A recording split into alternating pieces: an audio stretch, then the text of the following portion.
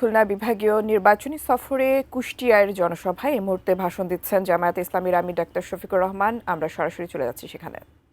ওই সমস্ত বোনদেরও চোখের কোণে আমি পানি দেখেছি যারা অল্প বয়সে স্বামীকে হারিয়েছে, জালিম তাদের বুক থেকে কেড়ে নিয়েছে। অবুঝ শিশুদের যখন কুলে নিয়েছি, আমরাও শিশুদের সাথে একসাথে কান্নায় ভেঙে পড়েছি। ওদেরকে কি দিয়ে সান্ত্বনা দেব? সান্ত্বনা দেওয়ার কোনো ভাষা আমরা খুঁজে পাইনি। সারা বাংলার সকল জনপদের একই মানচিত্র। অসংখ্য মায়ের বুক থেকে, বোনের বুক থেকে,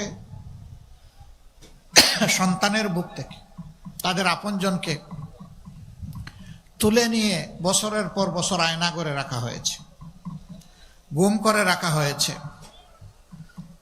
বেশিরভাগকে আলহামদুলিল্লাহ আমরা ফেরত পেয়েছি, হয় জীবিত অথবা লাশ হিসাবে। কিন্তু কিছু আল্লাহর বান্দা এখনো রয়ে গেছেন। এই কুষ্টিয়া ইসলামী বিশ্ববিদ্যালয়েরও দুইজনকে আমরা এখন পর্যন্ত পাইনি। এরকম আরো 8 জন যাদেরকে এখনো আমরা খুঁজে পাইনি। আমরা যখন তাদের প্রিয়জন আপনজনের সাথে মিলিত হই, তখন তারা বলেন, ও কি বেঁচে আছে? যদি বেঁচে থাকে তাহলে কোথায়? আমার বুকের দন আমার বুকে ফিরে আসবে কি? আর যদি বেঁচে না থাকে, আমার সন্তানের কবরটা কোথায়? তাকে না পাই, অন্তত কবরের মাটিটা ছুঁইতে চাই। এই লোকগুলা সবচেয়ে বড় মজলুম। তারা জানে না আপনজন লোকটি বেঁচে আছেন অথবা নেই। হে মহান আল্লাহ, তুমি তো সামিউন বাসির, তুমি তো আলা কুল্লি শাইইন কাদির। এই লোকগুলাকে তোমার হাওয়ালা করলাম।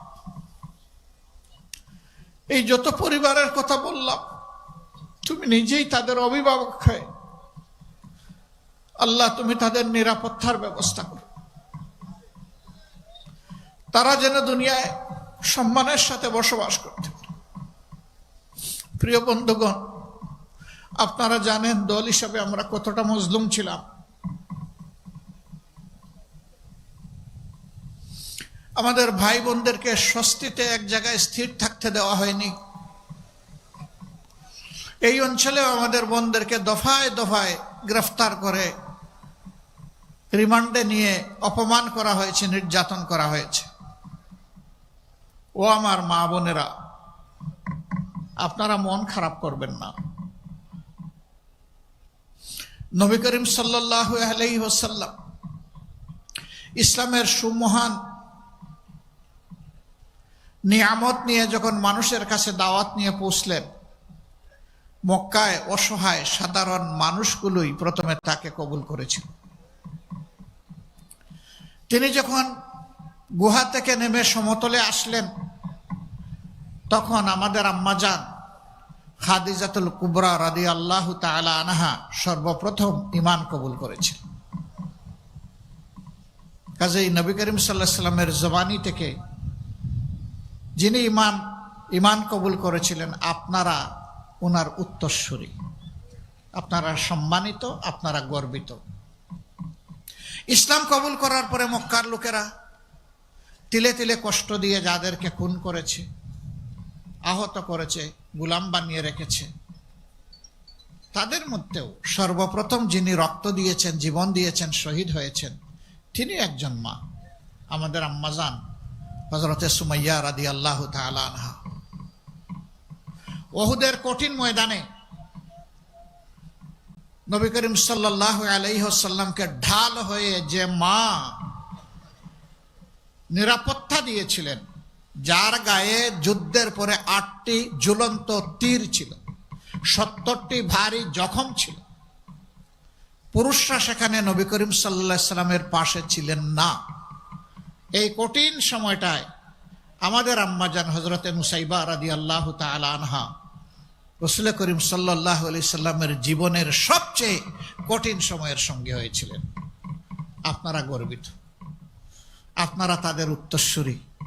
আল্লাহর জন্য যেমন তারা সকল দুঃখ কষ্টকে হাসি মুখে কবুল করেছেন, আমি বিশ্বাস করি আল্লাহর জন্য, মানবতার জন্য আপনাদের সাথেও যে আচরণ করা হয়েছে, এখনো হয়তো বা কেউ কেউ করে, আমি মনে করি যে আপনারা ওই উত্তরসূরির ঐতিহ্য ধরে রেখে আল্লাহর ফয়সালার উপরে সন্তুষ্ট থাকবেন ইনশাআল্লাহ।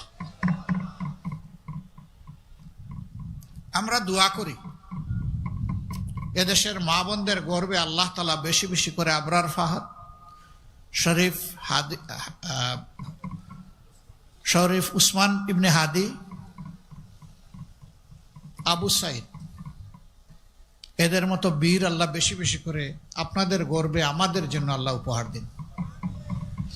মায়েরা যখন সন্তান নয় বীরের জন্ম দিবে, এই দেশ হবে বীরের জাতির দেশ ইনশাআল্লাহ। আজকে মায়েরা ন্যায়ের পক্ষে, সত্যের পক্ষে, মানবতার পক্ষে আল্লাহর দ্বীনের আওয়াজ তুলতে ঘরে ঘরে যান।